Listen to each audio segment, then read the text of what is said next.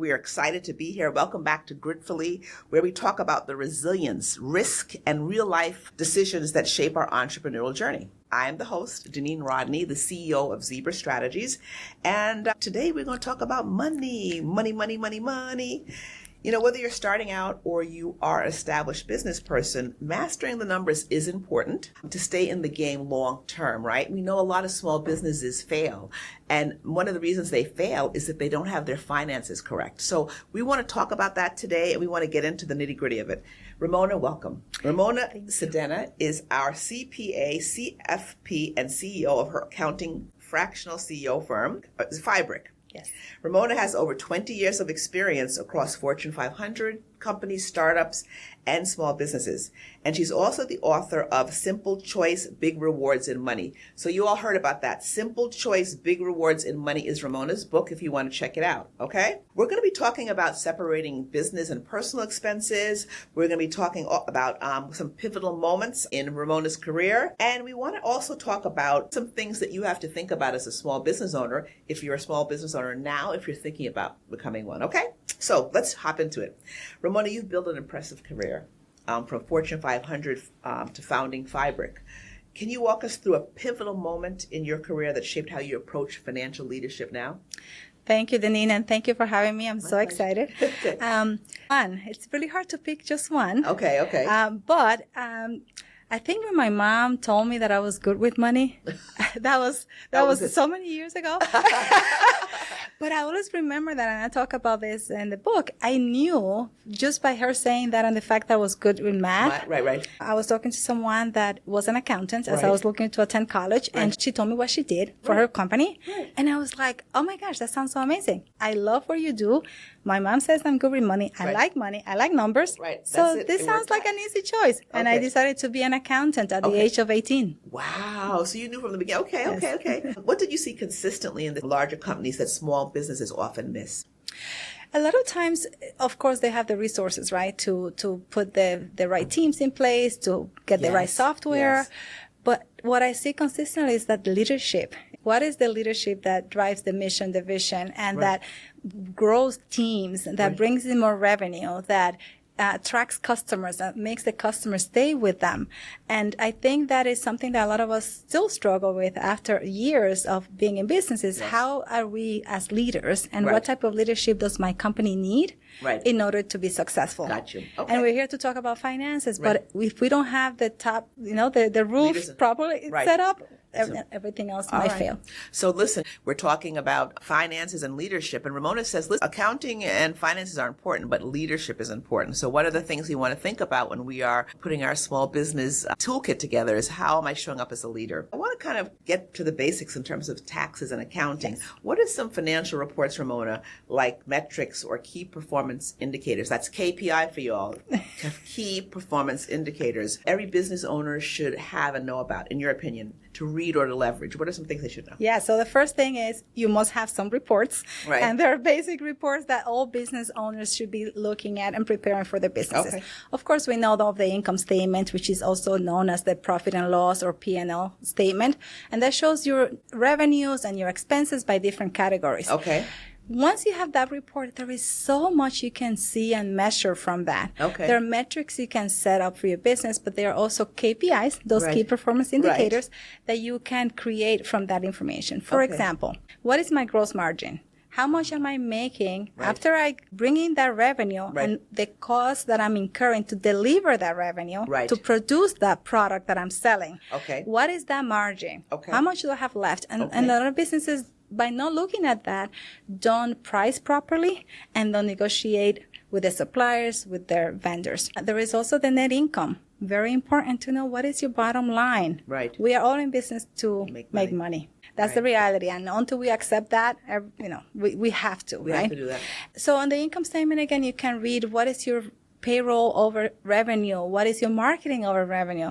what is your accounting and finance fee? So it's important to look at that. But also, how is your business growing month over month, quarter over quarter, year over year? Okay. So by looking at that income statement by month, by year, you can see if you're growing or not, and which line items, which products are delivering the most revenues and the most profit. Okay. Of course, on the balance sheet, which is another important statement, you're looking at how much cash you have in the bank, how much you're owed by your customers, how long you have had those outstanding receivables, and you also look at your debt, and a lot of other ratios can be prepared from that. What is your asset over your debt? Okay. What is your equity? How much have you been building up over the years? Okay. And in addition to that, I always say to my clients, review your sales by customer. There is a separate report you can create. Right. How much am I generating from each customer? What are my top clients? Got it. How long do they stay with me? Wow, those are important things. All right,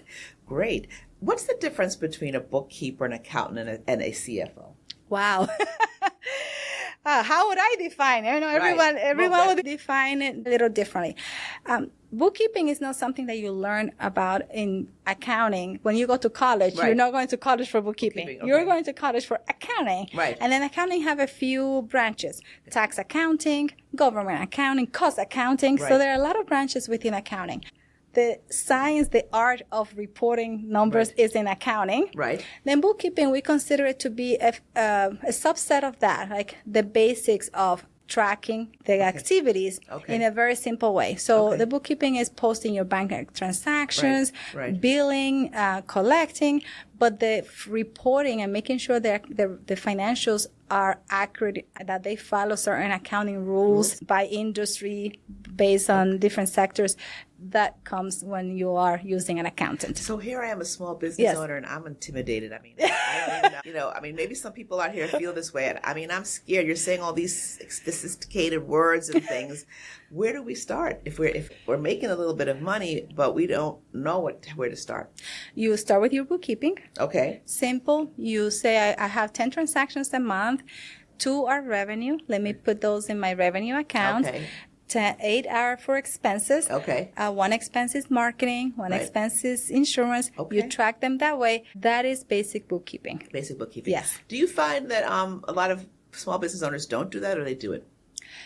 In the early stages, most don't. And they will say things like, I just go with what's in my bank. I know how much money is coming in or leaving the bank. But that doesn't really give you access to the measurements, right? Like the metrics, the KPIs. You know what's in the bank, but if I ask you, how much do you make in February? How much do you expect to make over the next few months based on how well you have done over the last few months?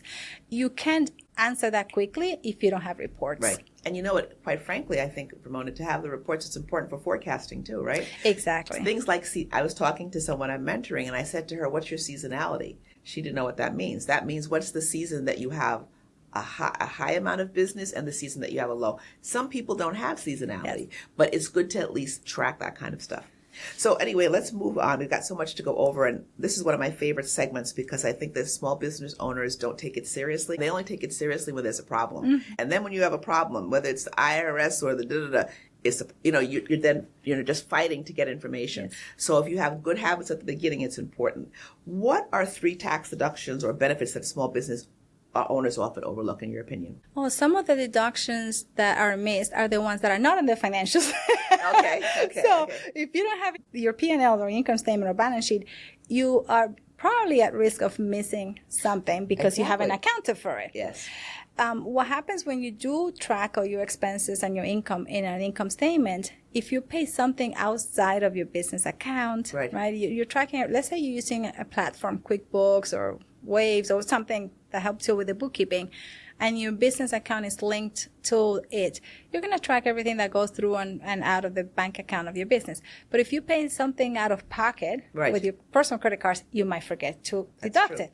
And that's something that a lot of small businesses overlook. But then there are other things like your home office deduction, or if you use your car for business, that's not tracked anywhere. And if you are self-employed and you pay for your insurance, your medical insurance out of pocket, that's deductible as a self-employed health insurance. There are credits those are not tracked anywhere, right? So what credits are you eligible for? If you buy an electric car, nowadays you get a credit that you can claim, yes, up to $7,500. Oh, wow, that's interesting. So all the credits, those are, I think I would start with researching what credits may I be eligible for, right? Gotcha. That would be a good start for not missing something. It's so funny that you mentioned that, because the next question is, how early should a business start tax planning, and what does that look like beyond just kind of, let me save my little, my McDonald's receipt? What does it look like, this tax planning?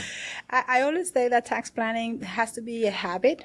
I use this example. When you go to a store and you buy a piece of clothes in New York, you look at how much sales taxes you are going to buy and whether you can buy something that's below the sales tax threshold. We also need to think about that on our income tax life. And what can I do to save? What do I need to do now every quarter to save in taxes? Gotcha. And that is planning for contributing to your retirement plan, because that would be a deduction in your tax return, and you're saving for the future. If I'm buying a car, do I buy the one that's electric? Do I buy the other one that's not? It's a constant exercise and research, understand what the rules, what new laws are, and also find an advisor when you need one. Right. Yes. Some of the basics, just as a little list, is think about your retirement plan, your 529 plan to save for college. Right. If your kids are, you want to do that. If you pay a lot for medical expenses, there is a health savings account that allows you to save. So there is a list of small things. Seems small, but if you are paying 25% in taxes, it adds up. It adds up. Yes. It's funny that you say that, because in my mind, when people tell me they want to start a business, I ask some really basic questions. What's your insurance strategy?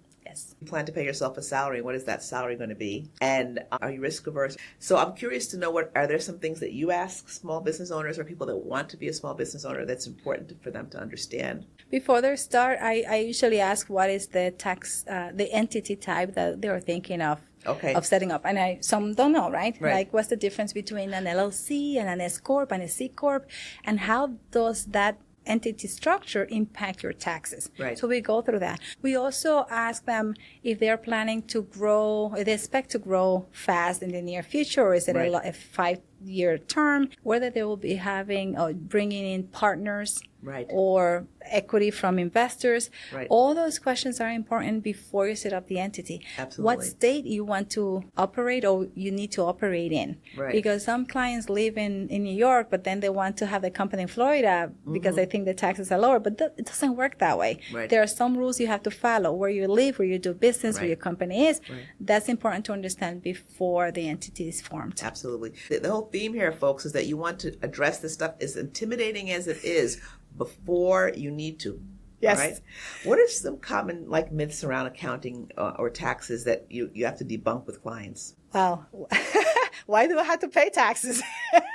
It's not a myth, but it's a question that I get all the time. And I always say to my clients, we're going to pay taxes if we're making money. Make sure that your pricing takes that into account. Right? Because if you know you're going to pay 30% in taxes, you need to price for that. But thinking that taxes are something that just the accountant needs to understand. No, you own your taxes, you own the end result, the end product. The saving or the overpayments is on the business owner. So I want my clients to know what it's in their tax returns or how things work at a high level. So this myth of I'm not good in math, I'm not good in finance, you can understand taxation. Absolutely. And you don't have to pay taxes, but you can also go to jail, right? I know. I mean, I really talk about this idea of integrity, right? And how important integrity is. From the moment I started my business, I told the story in another episode about the fact that I had a friend of mine, she had an uncle and aunt who hadn't paid payroll tax. Dun, dun, dun. And you know what happened, right? They went for her house. Yes. Okay, guys, so that's what happens, okay? Yeah. And having gone through an IRS audit myself, and I came out clean as a whistle. And let's add that, right? Yeah, and it felt great, because I'm like, I know that I move with integrity and I do things with integrity. I don't have anything to hide. No. And I think sometimes small business owners have to understand what's at stake, you know? And I mean, listen, I passed the audit, but just because I passed it doesn't mean it was not a pain. Because I'm running my business now. I'm trying to do all this kind of stuff, and then I got to produce this paper, that paper, this paper, and you better do it on time, too. Yes. Exactly. So, that's really what's at stake, I think. We make it sound pleasant, like, oh, you should get this set up and that set up. Yeah, but it's important to do it, because if you don't, what could happen to you would really be difficult. And they don't play with taxes. No. So why is separating personal and business finances so critical? And what simple steps can people do to make this transition smooth? Yeah, so when business owners start their businesses, a lot of times they don't set up their business account. Right. They don't have an entity formed, and they start doing business on their own name with their own personal account. Mm-hmm. What happens in that case is that sometimes it's difficult to separate what was a personal expense versus a business expense. Or if you get money in from a friend, from your sister, if you are under audit, how will the IRS really know that that was an income, right? So preventing all the headaches and the confusion and the time that you're going to spend and the fees at year end for tax preparation under audit, is better to prevent it than to end up in a situation like that. So what we recommend is that even if you don't have an entity formed, if you're doing business under your own name, have an account that's dedicated to that business, to that activity. Right. It's easier for you to track the activities every month, and it's easier for your tax accountant and for you if you are audited. Absolutely. What's the biggest risk a business owner runs when they don't keep their business and personal expense finances separate? Penalties and interest if they have reported deduction that is not really business and this is under an audit. There is also the risk if you have an entity, legal entity, it is a requirement that the transactions are separated so that corporate veil is maintained, that protection that corporations give you. If you're mixing business and personal, how can the company not be responsible for something that you do in your personal account and vice versa? Yeah, it's a matter of really developing a formal approach to this. Yes. Sometimes I think we folks of color say, I'll deal with it later, or da-da-da-da. You really have to have a structured and formal approach to how you manage your business and personal. Exactly. You do. Have you seen a situation where a lack of separation caused legal or tax issues? No, thankfully we haven't had that issue. In the 9 years that we have been in business, we have not been part of an audit, of a tax audit, which is great. Knock on wood. Ain't pretty. But no, I haven't come across that. When we have a situation like that with one of our clients, we ask them to correct the situation going forward. Meaning, if you're using one single account for both, we say we're going to separate it this year, but please open a separate bank account for next year. Exactly. Are there any other consequences that we haven't talked about that people could face by not doing this? One of the risks is leaving out income, right? That should have been reported. Right. And then the IRS is getting a notification from someone else that they gave you that income. Right, absolutely. And then they send you that notice. And we had a situation one time with a client that said they had a PayPal account that was used to collect from their customers, and they had forgotten that they had $25,000 in that account that was business. Wow. They ended up reporting it, but they had to pay another $5,000 in taxes. Right. And the IRS is not saying, oh, you made a mistake. No. The immediate thought is that you were not being honest, exactly. Right? And you were not using integrity. Exactly. The word fraud comes to mind. Exactly. And you could be the most honest person without any kind of criminal background. You just made an honest mistake. But that when people are looking at it, most of the time they're not giving you that grace. Oh. No, especially as a person of color, you're judged differently in terms of how you operate your business and how you use integrity. Right? Is that fair to say? I heard. Yeah. All right. So solo founders who feel overwhelmed, right? Like, what are some absolute essentials that they have to keep things clean and compliant? Yeah, start small. Start with one thing at a time. I would say if you're mixing personal and business, just have it cut off and say, okay, starting in June, let me open a separate bank account and collect all my revenue from there. My expenses for the business paid from there. And then find a tool. There are low-cost tools that help you with the bookkeeping to keep it to date every week, every month. Have someone review your entity structure to see if you have the best setup. Is it an LLC, an S Corp, C Corp? And there are some implications with being any of those. And sometimes we don't know what those are. So it's important to understand. So educating yourself, getting support, and just not getting overwhelmed. Just one thing at a time, but one thing every week. Right, exactly. Exactly. I mean, I think, when people come to me and ask me about how they should set their business up, I always tell them, speak to your accountant or an accountant or your tax preparer, because everyone's situation is very different and you have to do what's right for you. A lot of it depends on whether you're a product or a service business. Do you have partners? There are all types of things, but you want to make sure that you set it up right from the beginning. Yes. How can a business owner begin shifting from the side hustle to a real business mindset when it comes to finances? I think that it's important to know whether that side hustle is your dream business. I think it's really hard for a business owner to think of a side hustle as a business until they make that decision to make it a full-time business. Yes. Okay.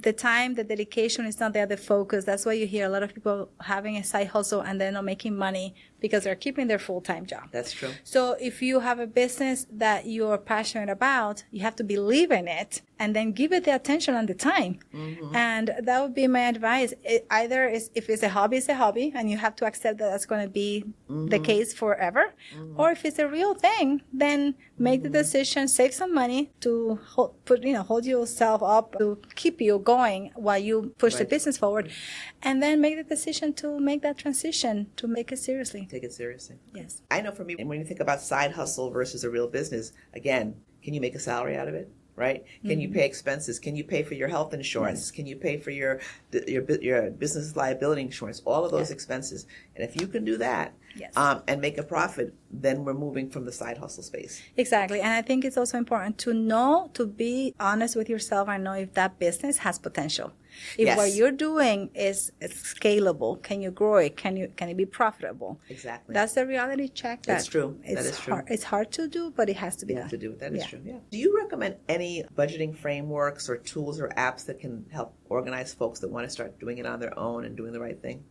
Yeah. So for business, we have Wave VE. It's a free app, based. They upgrade you to different tiers if you need to and charge you. But they start as a free application and it's very easy to use. Mm-hmm. And that's good for bookkeeping. Okay. Yes, for bookkeeping. Budgeting is a little trickier. There are some tools that allow you to keep track of your spend and give an idea of your spending patterns at the personal level. For business, we still like Excel a lot. Right. And there are some sophisticated tools, some a little more robust tools out there that start maybe $50 a month, which can be pricey depending where you are, that help you budget. There is one called Reach, there's Fathom. There are a few that we use as accountants. So from your perspective as both a CPA and a financial CFO, what foundational financial practices should every small business adopt in the first year? Yes, and I'm glad you mentioned the CFO part there, because I didn't explain at the beginning when you asked me the question between the difference of the accountant, bookkeeper, or CFO. But the CFO is looking in the future. What strategy do we need to implement or take on to grow this business, to expand? Let's plan for cash needs, right? How much money do we need to sustain this business for the next 5 years? How much money are we going to generate from X sources of revenue, right? So that's what, as a CFO, we're looking at. And is our product viable? Is it is it sustainable? Foundationally, every business owner, again, needs to understand the potential of the business from a net profit perspective. Absolutely. And how we get to that, because we have seen businesses that are at a loss for years. Where was that exercise to determine if this business can be profitable? With the resources that I need and with the pricing, the maximum pricing that I can charge, can I really make money? Right. And if you cannot answer that in this sit down and budgeting and planning, if you can't answer that, I think we need to dig deeper and find help. And then from there is the right reporting and tracking and measuring and reassessing. So I want to talk a little bit about funding, right? Like, I want to break down funding. When someone says, I need money to grow, what should they be asking themselves first? The same question is, with the money, can I grow this business, right? If I have the funds, can I bring the revenue? Can I attract the customers? Can I service the customer? And do I have the resources to service that customer? We can have all the money in the world for a business, and if we don't have the plan and how we're going to utilize those funds, we're just going to spend it. But what about credit? Oh, credit. Credit is my number one asset, okay? Yeah. I love my cash, but I also love my credit. Credit is important because if you have a successful business, a healthy business, you will go through seasonalities. You'll go through times when, revenue is down or slow. Or you might go through a period of time when you get a good project, a good contract that you need to service, but you need to spend the money first in order to provide the service. And that's when your credit comes in handy. You can take a loan, you can take a withdrawal from your line of credit and cover the cost of that big project. And then when you get paid, you pay back your loan. Got it.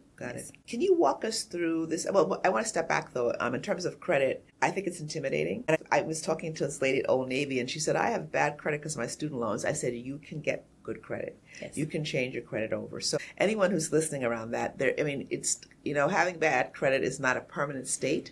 It is something that can be changed. And if you work at it, that's not difficult to do, but it's essential and vital if you want to have a business to have good credit. Essential. Definitely. And it's not a fast journey to correct your credit. It takes a little bit of time if you want to do that. So that's just really important, because I think folks don't understand the importance of credit, not just personal credit, but if you want to have a business, you need to have good credit.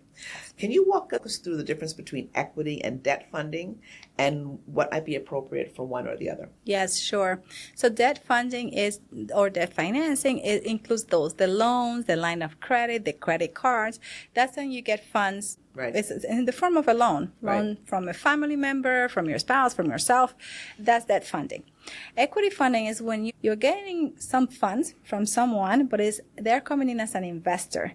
You are giving a portion of your business to that person or to that entity to give you some funds for your business. Right. The difference in the equity model is that you're giving up ownership of your business. Yes. In some cases, you're giving up some of the control. Right. You have to report to someone else, right? Yes, they expect the business to do well, to grow. Yep. And in some industries and models, that is the best way to go. Right. Because sometimes debt is not large enough to support the growth that a high growth company has in mind. But for smaller businesses that don't want to give up ownership, debt financing is the way to go. Doing it smart, building that credit, and having a plan for how the debt can be paid back. Yeah, it's interesting. I mean, I don't know about you, but in the last, 10 years or so, I see a lot of founders, trying to get investors. And it's great if you have the right formula to have a scalable business. Yes. But be clear, when people are investing, they want to get the money back and more. They're not just investing because, it's sexy and cute. They want their coins back. Yes. And when people lose money, all types of things can happen. So it's nice when you sign that contract, but in year 1 and year 2, if all of a sudden there's no income coming in and they're not making money, or they don't think you are spending their money with prudence, then it becomes an issue. So now you're trying to manage your business, but then you also have to manage your investors' ends. Yes. Exactly. I personally am a bootstrap person because money equals control. And if you are okay with control or not being in control, that's okay. But if you're not, then you have to kind of think about, maybe you scale slower. Yes. Right? Maybe you do something differently so that you have that control. Okay, so what are 2 to 3 common mistakes you see when people apply for grants or loans? They are not ready with their financials and their documents, tax returns not up to date. That's a big one. The financials don't reflect what the business is really generating in net profit. Right.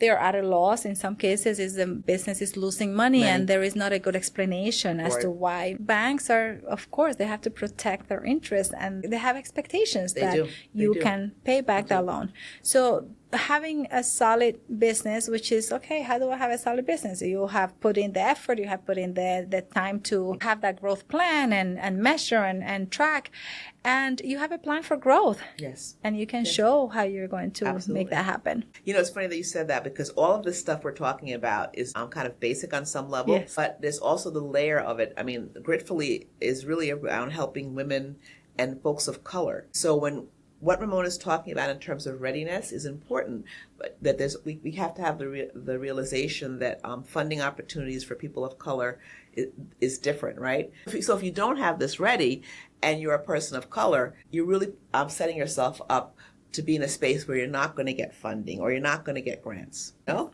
Yes, you must be ready. You have to be ready. Okay, so what about crowdfunding? Is that viable, crowdfunding? What I've seen is that crowdfunding is generally in small volume or small dollar amounts, right? Yes. So you can get a funding of $5,000, $10,000. It doesn't take you far. It's not very popular among my clients. Okay. They're more pursuing the traditional loans. Now there is private lending that you can get through a broker. The SBA has some loan programs, business administrations. There are a lot of options beyond crowdfunding, but crowdfunding can put for small amounts, it can work out.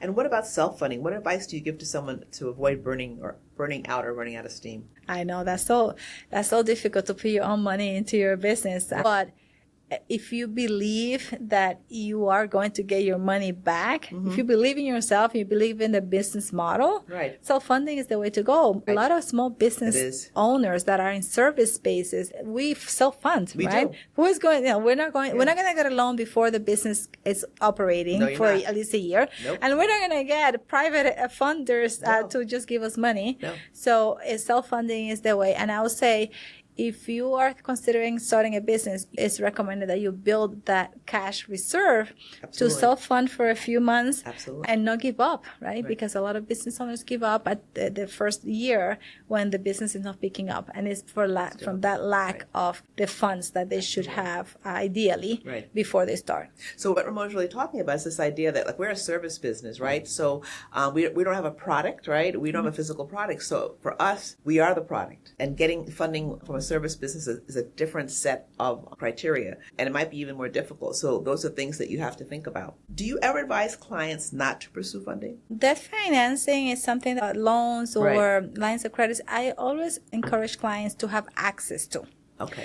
I'm not saying that I'll always say use it, but have access to it, and then use it if you have a good plan for how you're going to pay it back. I agree. Yes. Definitely. Off the top of your head, not from your clients, but that's generally, what are some common mistakes that you really see small business owners do, or things that they need to be looking out for?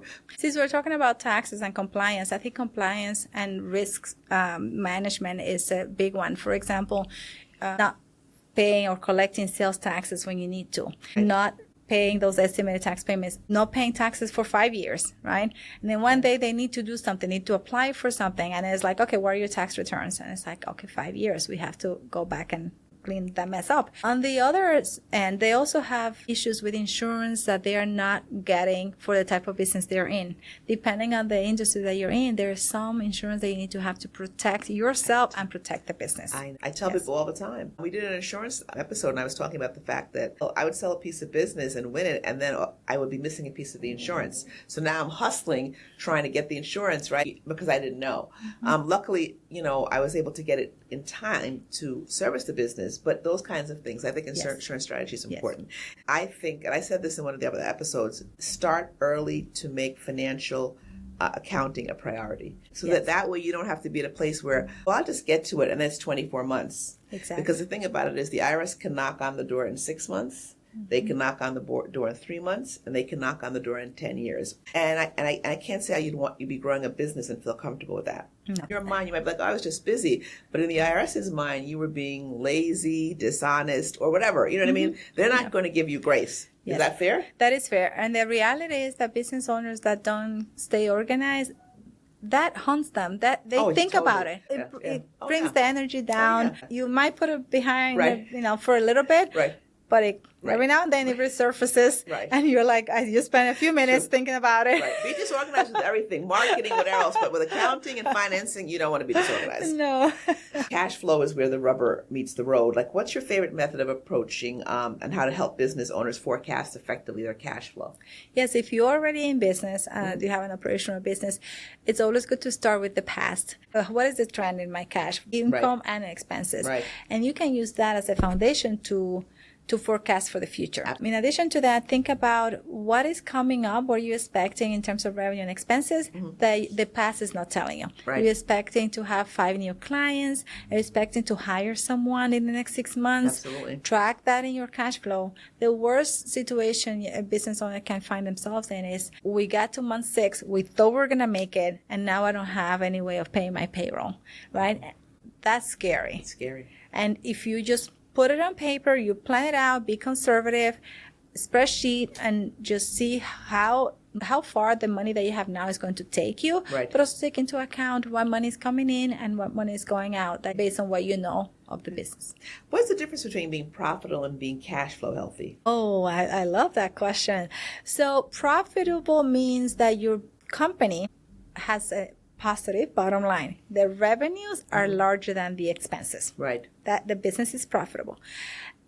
Cash flow healthy means that you have availability of cash. You have access to cash, not only from the net income that your business is bringing in, but also the loans that you have access to, or cash that you have accumulated from the prior years. So net profit of $10,000 this year doesn't mean that you're cash flow, healthy. Is that $10,000 that you made this year, plus the fact that last year you made another $20,000, and now you have access to a line of credit and a loan from the bank. So cash flow is all the pieces that give you access to cash. Got it. If someone is in a cash crunch, what's the first thing they should do?